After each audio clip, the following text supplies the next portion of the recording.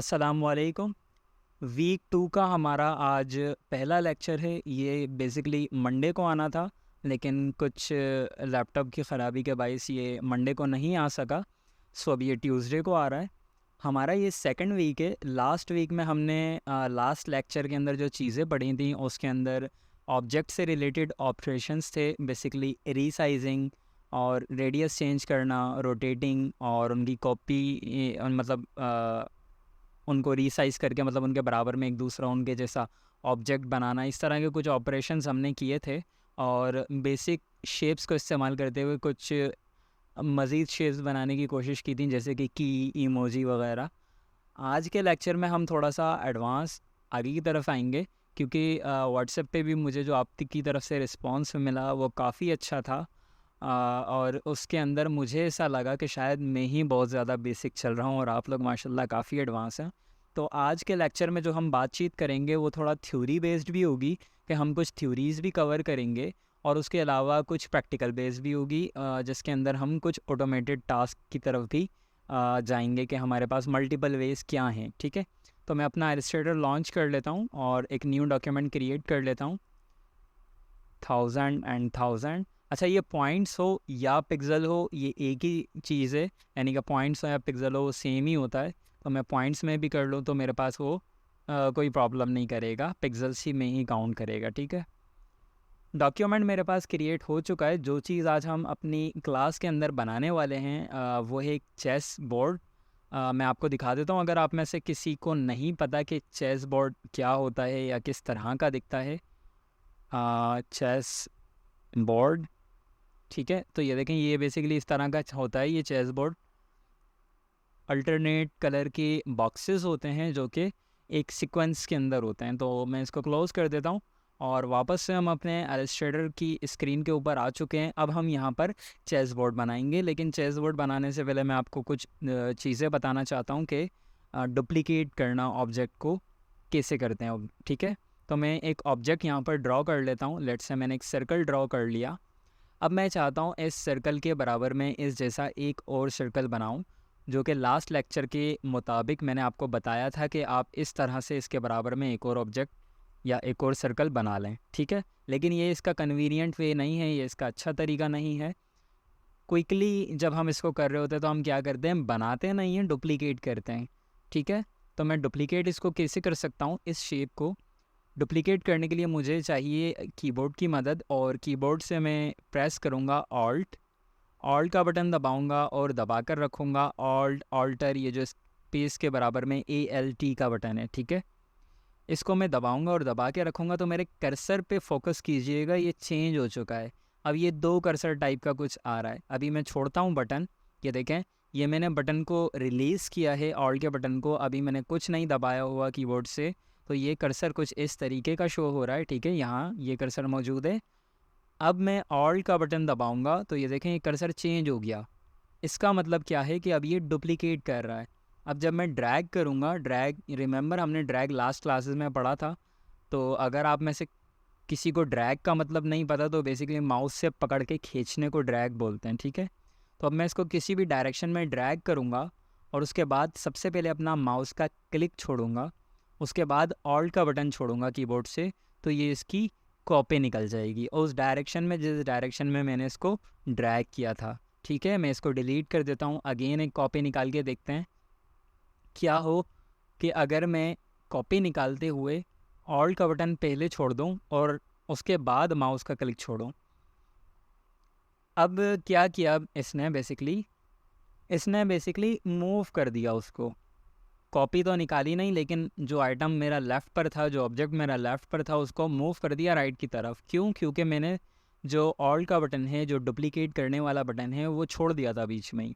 तो जिससे एलिस्ट्रेटर को ये लगा कि शायद मेरा माइंड चेंज हो गया है, मैं डुप्लीकेट करते करते इसको मूव करने लगा हूँ। तो रिमेंबर, जब भी आप डुप्लीकेट कर रहे हो तो ऑल्ट का बटन आपने बाद में छोड़ना है, पहले अपने माउस का लेफ़्ट क्लिक छोड़ेंगे।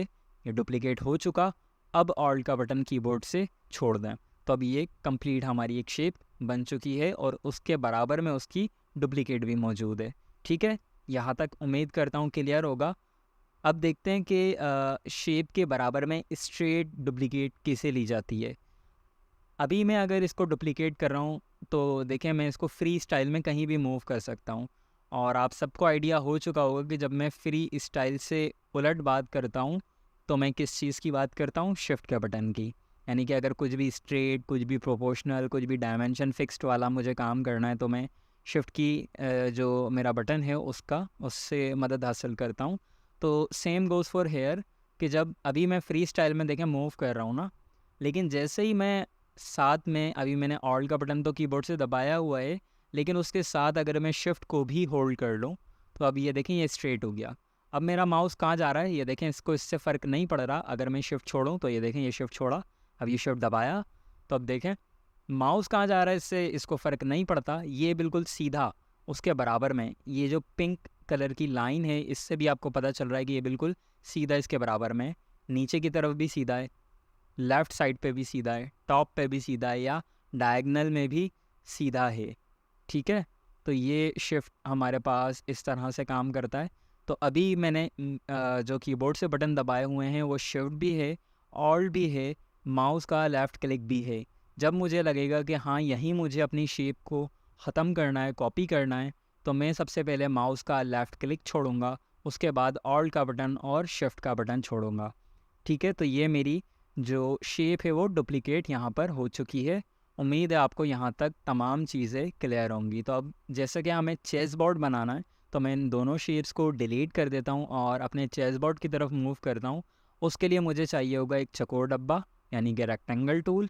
और रेक्टेंगल टूल जब मैं ड्रॉ करने लगूंगा तो मुझे ऐसा फ्री स्टाइल वाला नहीं चाहिए, बल्कि एक फिक्स्ड बॉक्स चाहिए जिसकी विद और हाइट सेम हो। तो मैं क्या करूँगा, साथ में शिफ्ट का बटन होल्ड कर लूँगा, तो अब ये बिल्कुल फिक्स बन रहा है। अच्छा देखें आप, अभी मैं कैनवस पे काम नहीं कर रहा, ये जो मेरा वाइट वाला कैनवस है मैं इसके ऊपर काम नहीं कर रहा, बल्कि मैं कहाँ काम कर रहा हूँ, कैनवस के बाहर, ताकि आपको चीज़ें थोड़ा बेहतर क्लियर हो सकें। अच्छा चेस बोर्ड तो मैं बना लूँगा, लेकिन जो डब्बा मैंने बनाया है, जो बॉक्स मैंने ड्रॉ किया है, उसमें आउटलाइन भी है। तो आउटलाइन मुझे सबसे पहले इसकी ख़त्म करनी होगी। तो रिमेंबर मैंने आउटलाइन ख़त्म करना आपको पीछे के लेक्चर्स में बताया था। ऑब्जेक्ट सेलेक्ट करें, आउटलाइन पे क्लिक करें और ये नीचे जो नन का बटन है इस पर क्लिक कर दें, तो आउटलाइन हमारी गायब हो चुकी है। अब हम इसकी कॉपी लेंगे बिल्कुल इसके बराबर में। तो मैं इसको ऑल्ट के साथ इसकी बिल्कुल बराबर में कॉपी लेता हूँ। जब इसके बिल्कुल बराबर में आऊँगा तो देखें ये पिंक कलर की एक लाइन आ जाएगी, जिससे मुझे ये आइडिया होगा कि हाँ मैं इसके बिल्कुल बराबर में मौजूद हूँ। यहाँ पर मैंने इसको छोड़ दिया। ठीक है, अब मैं एक और बार इसकी कॉपी लेता हूँ, ये एक और बार। अब मैंने बेसिकली क्या किया, 4 बॉक्सेस बना लिए और चारों के चारों वाइट हैं, 1 2 3 एंड 4। अब इनमें से 2 को मैं ब्लैक कर देता हूँ। मैंने ऑब्जेक्ट सेलेक्ट किया, फिल कलर पे डबल क्लिक किया, यहाँ से ब्लैक कलर को सेलेक्ट करके ओके किया, तो मेरा एक ऑब्जेक्ट ब्लैक हो गया। मुझे सेकंड ऑब्जेक्ट को भी ब्लैक करना है, तो सेम इसी तरीके से मैंने ब्लैक कर लिया। 4 बॉक्सेस मैंने अपने बना लिए हैं। अब मैं इन चारों को सेलेक्ट करता हूँ। रिमेंबर हमने विंडो बनाना सीखा था कि विंडो के मदद से हम सिलेक्शन बना सकते हैं मल्टीपल ऑब्जेक्ट्स की। तो मैं इन चारों को ये विंडो बना के सेलेक्ट करता हूँ और अब ऑल्ट के साथ इन चारों को ही ड्रैग करता हूँ और साथ में शिफ्ट भी दबा देता हूँ। तो अब ये देखें, लास्ट टाइम हमने एक किया था, अब हम चारों कर रहे हैं। तो ये देखें, ये बिल्कुल 4 डब्बे इस तरीके से हमने एक साथ कॉपी कर लिए। अब मैं क्या करता हूँ, 4 के बजाय या 1 के बजाय इन 8 बॉक्सेस को सेलेक्ट कर लेता हूँ और इन 8 बॉक्सेस की एक कॉपी ले लेता हूँ जो कि नीचे की तरफ होगी। ठीक है, अब ये कुछ बनता जा रहा है चेस बोर्ड, लेकिन एक फ़र्क है, यहाँ ब्लैक होना चाहिए, यहाँ भी और यहाँ भी, और जहाँ पर ब्लैक है वहाँ पर वाइट होना चाहिए। तो मैं क्या करूँगा, अगेन इन तमाम ऑब्जेक्ट्स को सेलेक्ट करूँगा। और पीछे के लेक्चर में हमने देखा था कि रोटेट कैसे करते हैं। तो रोटेट करने के लिए मैं इस तमाम ऑब्जेक्ट्स की जो बाउंड्री बनी है, मेरी सिलेक्शन बाउंड्री, उसके बाहर आऊँगा। तो देखें रोटेट का कर्सर मेरा बना हुआ आया। अब मैं इसको रोटेट करूँगा, तो ये देखें, अब मैंने जब रोटेट किया तो ये आपने देखा कि ब्लैक के नीचे जो है वाइट है और वाइट के नीचे ब्लैक है। अब मैं क्या करूँगा, इन तमाम को सेलेक्ट करूँगा और एक और कॉपी ले लूँगा इसके नीचे। ठीक है, फिर मज़ीद एक और बार कॉपी ले लूँगा इसके नीचे। तो ये मेरे पास 1 2 3 4 5 6 बॉक्सेस हो गए और ये मज़ीद एक और कॉपी ले ली। तो अब ये मेरा चेस बोर्ड कंप्लीट है। चेस बोर्ड के अंदर बेसिकली 8 खाने इस तरह होते हैं और 8 खाने इस तरह होते हैं। इसको हम घर भी बोलते हैं, इसको स्क्वायर भी बोलते हैं, बॉक्स भी बोलते हैं चेस की ज़बान में। तो आप कुछ भी इसको बोल सकते हैं। तो 8 खाने हमारे इस तरह हैं और 8 खाने इस तरह हैं। ये हमारा एक चेस बोर्ड कम्प्लीटली बन चुका है। उम्मीद है आपको क्लियर होगा। मैं क्विकली दोबारा से बनाकर दिखाता हूँ। इन तमाम को मैं डिलीट कर देता हूँ और सिर्फ एक डब्बे को छोड़ देता हूँ यहाँ पर। अब मैं आपको क्विक वे में बिल्कुल अभी, क्योंकि मैंने आपको एक्सप्लेन करके बता दिया, तो अब मैं क्या कर रहा हूँ, सिंपल थोड़ी सी अप्रोच भी मेरी डिफरेंट होगी। मैंने इसकी कॉपी ली और इसको हाथ के हाथ यहीं पर ब्लैक कर दिया ताकि मुझे मल्टीपल ना करना पड़े। फिर इन दोनों की कॉपी ले ली, फिर इन चारों की कॉपी ले ली, ठीक है। और फिर उसके बाद इसकी मज़ीद कॉपी ली, फिर इसको मैंने रोटेट कर लिया इस तरीके से, और फिर इनको सेलेक्ट करके एक कॉपी, दूसरी कॉपी, तीसरी कॉपी। तो अब ये देखें यहाँ पर मेरा वही चेस बोर्ड दोबारा बन चुका है। तो उम्मीद है ये चीज़ आपको क्लियर होगी। चेस बोर्ड हमने बनाना सीख लिया है। मज़ीद हम इसको एक और क्विक वे में बना सकते हैं, लेकिन वो क्विक वे हम अगली क्लास में डिस्कस करेंगे, क्योंकि मुझे ऐसा लगता है कि ज़्यादा ना हो जाए एक लेक्चर के लिए, ठीक है। तो अभी आपने जो इस क्लास में असाइनमेंट मुझे बनाना है वो चेस बोर्ड बनाना है, और ज़रूरी नहीं है वाइट ब्लैक बनाया। ब्लैक की जगह जो दिल चाहे आपका कलर करें, वाइट की जगह जो दिल चाहे कलर करें, और जिस तरह का मर्ज़ी चेस बोर्ड बनाएं, लेकिन वो चेस बोर्ड ही होना चाहिए, ठीक है। 8 खाने विद में और 8 खाने हाइट में, इस तरीके से। तो ये हमारा एक पार्ट लेक्चर का कंप्लीट होता है। अब हम थोड़ी सी थ्योरी की बात कर लेते हैं। तो थ्योरी में आपको बहुत ज़्यादा नहीं बताऊंगा मैं, बस कुछ चीज़ें हैं जिनमें सबसे पहली चीज़ है हमारी रास्टर और वेक्टर। हमारी जो शेप्स हैं बेसिकली वो दो तरह की होती हैं। एक होती हैं रास्टर इमेजेस, एक होती हैं वेक्टर इमेजेस। रास्टर इमेजेस जो होती हैं हमारी वो पिक्सेल्स से बनती हैं, और जो वेक्टर इमेजेस होती हैं वो भी पिक्सल से ही बनती हैं, लेकिन उनके अंदर प्रॉपर ज्योमेट्रिक कैलकुलेशन होती है। मिसाल के तौर पे मैं यहाँ पर एक अगर सर्कल बनाऊँ आपके सामने, मैं इसको कैनवास पे ले आता हूँ और इसको जूम करता हूँ। मैं इसको कितना भी जूम कर लूँ ये पिक्सेलेट नहीं होगा। क्यों? क्योंकि इसके अंदर ये सिर्फ पिक्सल से नहीं बना, बल्कि इसके अंदर ज्योमेट्रिक कैलकुलेशंस शामिल हैं, जो इसको उस जूम स्केल पर, यानी कि जिस जूम पर हम देख रहे हैं इसको, उस जूम पर भी बिल्कुल एक्यूरेट शो कर रही हैं, क्योंकि इसके अंदर ज्योमेट्री वाली कैलकुलेशंस शामिल हैं। रास्टर इमेज क्या होती है? रास्टर इमेज इस तरह से नहीं होती, बल्कि वो एक सर्टेन पॉइंट पर आके पिक्सेलेट हो जाती है। जैसे मिसाल के तौर पे ये क्रोम का आइकन, ये जो पिक्चर इस वक्त इमेज मेरे पास है, ये रास्टर इमेज है। और जब मैं इसको जूम करता हूँ तो देखें, एक सर्कल ये है और एक सर्कल ये है जो मैंने इसके बराबर में बनाया है, ठीक है। तो दोनों में देखें कितना फ़र्क है, एक पिक्सेलेट हो रहा है, एक पिक्सेलेट नहीं हो रहा है। तो हमारी जो रास्टर इमेजेस होती हैं वो पिक्सेलेट होती हैं, और जो वेक्टर इमेजेस होती हैं वो पिक्सेलेट नहीं होती। एडोब फोटोशॉप जो हमारा सॉफ्टवेयर है वो हमारा रास्टर बेस्ड है, यानी कि वो रास्टर इमेजेस, पिक्सेलेट वाली इमेजेस बनाता है। जो कि हमारा इलस्ट्रेटर है वो हमारा वेक्टर बेस्ड है, ठीक है। कोरल ड्रॉ है इसका अल्टरनेट, वो भी वेक्टर बेस्ड सॉफ्टवेयर है। इसीलिए जितने भी लोगो डिज़ाइनिंग के काम हम करते हैं, प्रिंट वाले काम हम करते हैं, तो वो इलस्ट्रेटर में करते हैं। क्यों? क्योंकि हमें नहीं चाहिए कि हमारा जो लोगो है जब वो बड़ा हो तो वो पिक्सेलेट हो जाए, या हमारा कोई प्रिंट डॉक्यूमेंट है जब वो एक बड़े पेपर पे प्रिंट होकर हमारे सामने आए, या हमारा विजिटिंग कार्ड है जब वो प्रिंट होकर आए तो वो पिक्सेलेट हो। हम ये नहीं चाहते, इसलिए हम प्रिंटिंग वाली चीज़ें और लोगो जो डिज़ाइन करते हैं वो तमाम इलस्ट्रेटर के अंदर डिज़ाइन करते हैं। जबकि सोशल मीडिया की पोस्ट हो गई, या जो ऐसा काम जो स्क्रीन के अंदर रहेगा, यानी कि जो फेसबुक पे रहेगा, व्हाट्सएप पे रहेगा, इंस्टाग्राम पे रहेगा, जो भी स्क्रीन के अंदर रहेगा, ईमेल्स में रहेगा, वो तमाम काम हम फ़ोटोशॉप में कर सकते हैं, ठीक है। ऐसा नहीं है कि विजिटिंग कार्ड या प्रिंट होने वाली चीज़ें हम फ़ोटोशॉप में नहीं बना सकते, उसमें भी बना सकते हैं। लेकिन उसकी कुछ रूल्स होते हैं बेसिकली, और कुछ चीज़ें होती हैं जो हमें फॉलो करनी होती हैं, तो वो इंशाल्लाह हम तब देखेंगे जब प्रिंट के हवाले से बात करेंगे। अभी सिर्फ मैंने आपको बताया है रास्टर इमेजेस क्या होती हैं और वेक्टर इमेजेस क्या होती हैं। आगे चलते हैं, कलर्स की बात करते हैं। हमारे पास बेसिक टाइप में अगर मैं बताऊं, दो तरह के कलर्स होते हैं, RGB। मैं इसको नोटपैड पे ओपन कर लेता हूं आपके सामने। नोटपैड मैंने ओपन कर लिया, ठीक है। कलर मोड्स मेरे पास दो तरह के होते हैं, RGB और CMYK। ये आप अपने पास भी इसी तरह से नोट डाउन कर लीजिएगा। RGB कलर्स का मतलब होता है रेड, ग्रीन, ब्लू, जबकि CMY के जो कलर्स हैं इसका मतलब होता है सियान। सियान बेसिकली ब्लू होता है, मैजेंटा ये पिंक होता है, येलो और ब्लैक। ऊपर वाले जो कलर्स हैं ये स्क्रीन के कलर्स हैं, यानी कि जो हमारी LED के कलर्स होते हैं या जो हमें किसी भी मोबाइल की, लैपटॉप की स्क्रीन वगैरह पर नज़र आ रहे होते हैं। नीचे जो कलर्स हैं ये हमारे प्रिंटर के कलर्स हैं, यानी कि प्रिंट जब होती है कोई भी चीज़, तो ये वो चार कलर्स हैं जिनसे दुनिया के 16 मिलियन कलर बनते हैं, ठीक है। अब तो इससे ज़्यादा ही हैं, लेकिन जितने भी कलर्स दुनिया में पाए जाते हैं वो इन चारों कलर्स की मदद से बनकर निकलते हैं। तो जब भी प्रिंट वाला काम हम करेंगे तो अपने डॉक्यूमेंट का जो कलर मोड है वो रखेंगे CMYK।